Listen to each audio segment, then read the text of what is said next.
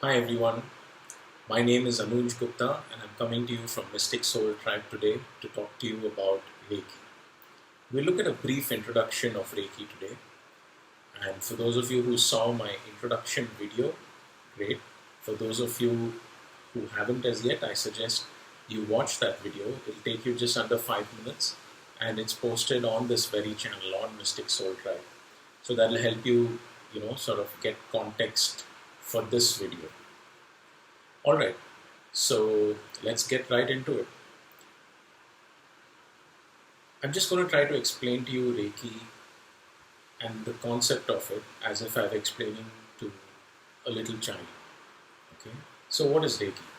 Reiki is basically a Japanese word, right? And it can be broken down further into two smaller words. Rei, which is universal, so meaning it is everywhere, in everything, pervasive, in everything. And ki, which is life force or life energy, the energy that sustains life. So put together, Reiki literally translates to the universal life force energy. Alright, so that's what it means. But what does it really mean? Let's look at a small example, shall we? So imagine if you had a headache someday. What's your first reaction? Or if you had a wound, what's your first instinctive reaction? To put your palm over it and to soothe your own head, right? Or to clutch your finger where you have a cut or a bruise. And why do we do it? Because just doing this or this gives us a feeling of soothness, doesn't it? It helps to arrest that pain, stop it from spreading. It makes you feel a little bit better, gives you a sense of comfort. But why does it give us that feeling of comfort? I'll tell you. Now, all of us are equipped with the ability to self-heal. You see our palms, these are natural receptors and givers of energy. So the moment we get bruised or hurt and we sort of hold on tightly to that area, we are actually self-healing. Amazing, isn't it? Now what happens in a Reiki healer like myself? The only difference between a Reiki healer and a person who is not is that in me, the healing abilities, the self-healing abilities have been amplified and elevated to an extent where I can heal other people as well, in addition to self-healing. How does that work? So when we go through a Reiki course, when we study a Reiki course, our spiritual, mental, emotional, and physical bodies and energies are sort of harmonized. And because of that harmonization, these healing abilities get amplified, and over a period of time, we find that we can heal other people very, very effectively. So, Anuj, you heal people. How? Well, quite simple. Because I am attuned to Reiki, I would channel the universe's life force energy through myself, out of my palms and into you. So this energy is not coming from me, but through me. I'm not generating it, I'm not producing it. Nothing depletes in myself. I'm a channel, and it's as simple as that. Okay, so that's how you give energy. But how does one receive it, you could ask. So let's look at a simple example. All right. What is this? This is a typical scene in India. It's an apartment complex where you have children outside playing cricket. Say you've got about 5 or 7 children there, and all of the mothers of these 5, 7 children are able to hear through the windows their children playing cricket. And like mothers are, um, they usually have an ear out there for their child, or maybe even an eye out. Now, imagine one of these children got bruised or is thirsty from playing cricket and hollers out to his mom saying, "Mom, I want some water," or "Mom, I'm hurt."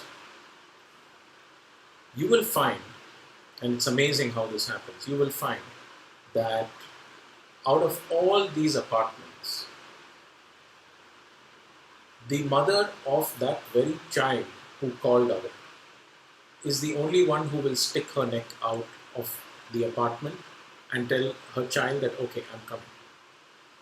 So my point here is, the voice of the child found its way to the right mother. Amazing, right?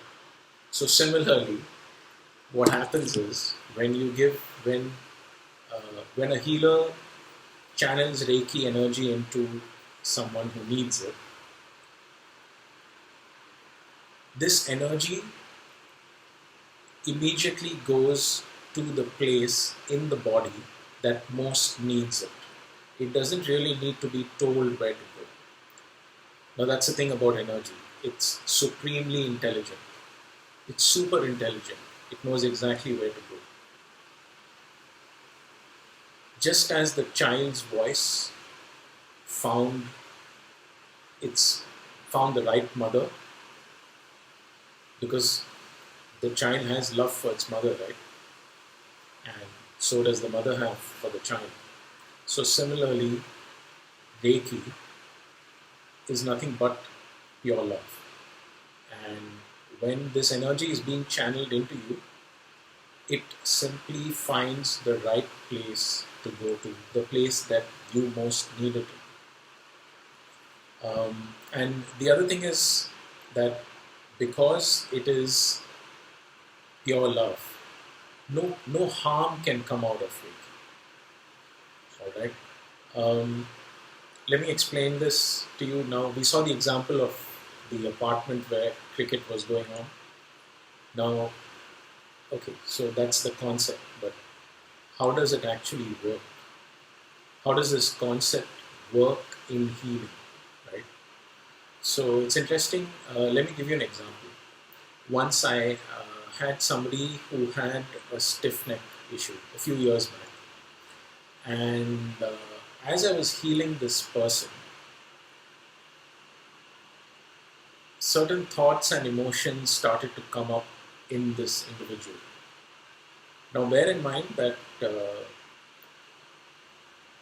stiff necks are usually caused by a stubbornness or a rigidity of thought in us. Interesting, right? Because usually every illness or every physical ailment has its root in a thought form, or some sort of a thought or an idea which is not agreeing with us, but we still keep it. So as I was healing this person, a particular issue started to come up in this individual's mind that I think had come up in this person's life a few days ago, and this individual was very, very rigid about it, super rigid about it. And it kept coming up, and she said, I don't know why this is coming up, but I need to talk about it. So we spoke about that issue. And the moment my client realized that she didn't have to be stubborn about it, what happened? The neck ache just disappeared. But she didn't have a stiff neck any longer. So now, How does the cricket example relate to this? Quite simple.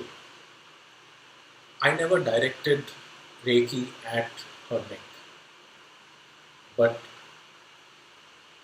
just because of the nature of energy, the thought that was causing that block started to come up in this individual who was being healed.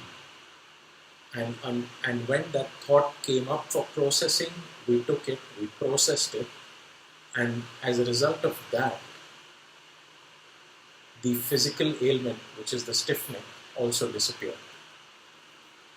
So, again, just most of our illnesses have a root in some sort of a mental or an emotional blockage. The moment you heal that, we're sorted. So, what happens to a person when they receive Reiki? Most of the time, and a very common comment that I've heard from people is that I'm feeling really sleepy, I'm feeling really relaxed. I've even had some people who've actually gone to sleep and I've had to wake them up after 10-15 minutes saying, okay, you got to split now. So just in conclusion, Reiki is a very, very safe, natural healing methodology because it is universal love. And for this reason, it can be used in tandem with allopathic treatments. In fact, I've read online that Reiki is also used in many American hospitals as a supplementary treatment for cancer. And from my experience, I can tell you it's reduced severity of symptoms in a variety of physical ailments and mental ailments like PTSD, migraines, anxiety, shooting pains caused in the leg from varicose veins, throat infections, etc., etc. And so I do hope you all found this video useful, and I hope it gave you a basic introduction to Reiki. That was my objective. So in case you are interested in a session, just WhatsApp me or email me at the number or the email ID in the link below, and we'll set something up. Thank you for taking the time out to see this. I hope you enjoyed. And I'll be posting more videos on the same channel on different things like chakras, different physical ailments, my experience with treating them, what came up for processing, and all of those things. So stay tuned and stay safe. Thank you.